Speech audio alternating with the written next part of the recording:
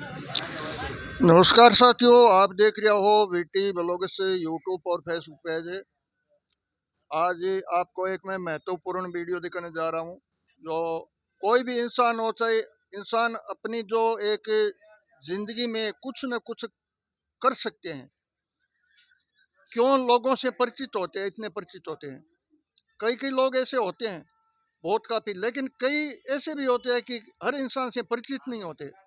आज मैं एक हमारे जो सहन समाज है, उनके जो एक हम्म, सैन समाज के जो व्यक्ति है, जो एक महान पुरुष है, उनसे मैं एक परिचित होने जा रहा हूँ। वो सरवण जी फूल भाटी है मोमा सर के, और काफ़ी जो एक सैन समाज में उसका बहुत महत्वपूर्ण है, और समाज के लिए बहुत कुछ किया है। और समाज के लिए क्या क्या महत्व, क्या क्या पद प्राप्त किए हैं, उसके विषय में थोड़ा परिचित होऊंगा मैं। आज ये आड़सर के जो बस स्टैंड है, वहाँ पर हम बैठे हैं और परिचित होंगे, क्योंकि आजकल लोग हैं वो परिचित नहीं होते हैं। परिचित होना जरूरी होता है, पूछना जरूरी होता है। तो सरुण जी से हम बातचीत करें थोड़ी, और परिचित होते हैं। सरुण जी, राम राम सा। राम राम सा, राम राम सा, राम राम सा। जय श्री सेन जी महाराज की। जय श्री सेन जी महाराज की। सरुण जी, बहुत बहुत धन्यवाद, आज हमारी आपसे मुलाकात हो रही है। तो सरुण जी, आप मोमासर के हो। हाँ साहब, मैं मोमासर का हूँ। आपको भी बहुत बहुत धन्यवाद। ऐसे ही जोग संजोग से मिलना होता है किसी किसी अच्छे इंसान से। बहुत अच्छी बात है, आज हमारा भी आपसे मिलना हुआ। तो सुरुण जी, बातचीत करें कि जो आजकल लोग हैं वो परिचित नहीं होते हैं, किसी को पूछते भी नहीं है। सबसे पहले तो इसके विषय में बातचीत करते हैं, क्योंकि हर इंसान को एक मिलना जरूरी होता है, पूछना चाहिए कि आप किसे गांव का हो, कौन से गांव से आया हो, कहाँ जा रहे हो, ये पूछना जरूरी होता है। देखो सर, एक दूसरों को मिलना जुलना बहुत ज़्यादा ज़रूरी है। दूरियां बढ़ रही है, एक दूसरे को नहीं मिला, नहीं पूछा, एक दूसरे ने जाति नहीं पूछा, गांव नहीं पूछा, बेकार नहीं तो दूरियां बढ़ रही है, मनमुटाव बढ़ रही है।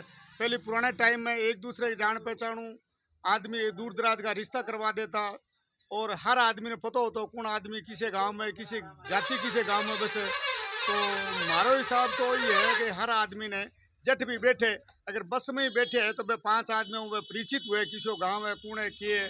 तो बिशु आदमी दुख सुख में पतो नहीं कौन आदमी की कड़ा आवश्यकता पड़ जाए, कौन आदमी की कड़ा जरूरत पड़ जाए, कौन आदमी कड़ा काम आ जाए।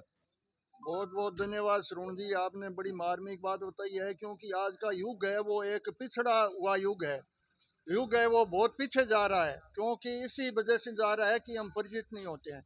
लेकिन आज कुछ हम परिचित कराते हैं। तो आप जो सैन समाज के व्यक्ति हो, एक महान व्यक्ति हो, तो सैन समाज के लिए आपने क्या क्या कदम उठाई है, क्या क्या सैन समाज के लिए कुछ किया है, इसके विषय में आप बताओ। मेरा सेन समाज के सभी बंधुओं से पहला निवेदन यही है कि शिक्षा पर सबसे ज़्यादा ध्यान देवे। परिवार शिक्षित होगा, बच्चे शिक्षित होंगे तो आगे बढ़ेंगे। शिक्षा ही जरूरी है। शिक्षा वो शेरनी का दूध है, जो पिएगा वो दाढ़ेगा। शिक्षा में ही सब कुछ है। राजनीति करना है तो भी पहले शिक्षा जरूरी है, खेती करना तो भी शिक्षा जरूरी है। एक शिक्षित व्यक्ति खेती करता है और एक कम पढ़ा लिखा व्यक्ति खेती करता है, उसमें भी बहुत बड़ा अंतर आएगा। तो सेन समाज के लिए मैं काफ़ी लंबे टाइम तक भारतीय सेन समाज का प्रदेशाध्यक्ष रहा। उसके बाद मैंने किसी कारणवश इस्तीफा दे दिया, रिजाइन दे दिया। और आज की तारीख में मैं राष्ट्रीय सेन समाज राष्ट्रीय कार्यकारिणी का संरक्षक हूँ मैं। और सेन समाज के सभी बंधुओं से मेरा ये निवेदन है कि वो शिक्षा के मामले में अपने बच्चों पर विशेष ध्यान देवें। और एक नशा मुक्ति, मैं नशा खुद नहीं करता हूँ, मेरे परिवार में कोई नहीं करता, तो मेरा एक ही निवेदन है कि नशा मुक्ति ये पहला अभियान है। आप नशे से दूर रहोगे तो आपका परिवार सुख शांत रहेगा, आपके घर में शांति रहेगी, आपके बच्चे आगे पढ़ेंगे, आगे बढ़ेंगे। सरुण जी, बहुत बड़ी जानकारी बता रहे हो। क्योंकि ये सरुण जी फूल भाटी है सैन समाज में, और ये मोमासर के हैं। ये हमें एक आड़सर के बस स्टैंड पर मुलाकात हो रही है, और वहाँ पर बड़ी जानकारी दे रही है। क्योंकि एक समाज तो अलग होते ही है, समाज के विषय में ये बताते हैं, लेकिन ये नशे के विषय में भी आजकल क्या है सरुण जी, नशे की लाइन बहुत चाल गई।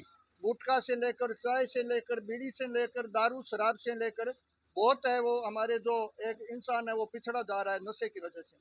आप बड़ी जानकारी दे रहे हो कि नशा नीति नाश है। और जो सरुण जी, एक बात और बता रहे हो, अभी आप बताइए राजनीति के विषय में। जो अभी बीजेपी का शासन है, मोदी जी तीसरी बार है वो प्रधानमंत्री बन चुके हैं, और अब ये कामकाज कैसा चलेगा, क्या होगा, ये बताइए।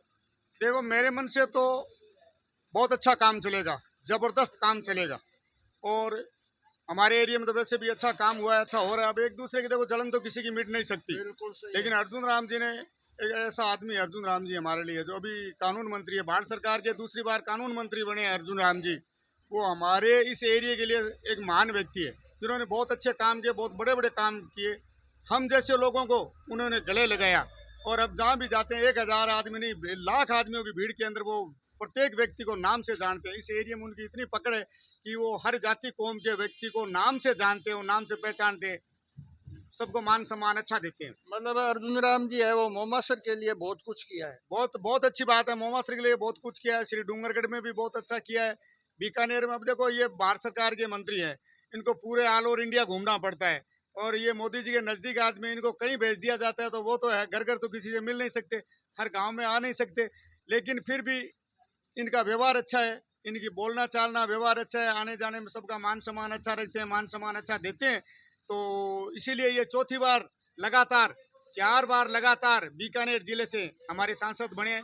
बहुत लोकप्रिय सांसद है। आज भी मैं सांसद महोदय से ही मिलने जा रहा हूँ अभी बीकानेर। अच्छा, आज आप सब वो अर्जुन राम जी से मिलने ही जा हाँ, रहे मैं हैं। अभी कानून मंत्री हमारे, जो इस बार शपथ ग्रहण के बाद में फर्स्ट बार बीकानेर आए हैं। मैं आज श्रीमान जी से मिलने जा रहा हूँ कि कार्यालय से मेरे पास विशेष रात को फोन आया था कि साहब सुबह आएंगे, तो मैं साहब से मिलने ही जा रहा हूँ।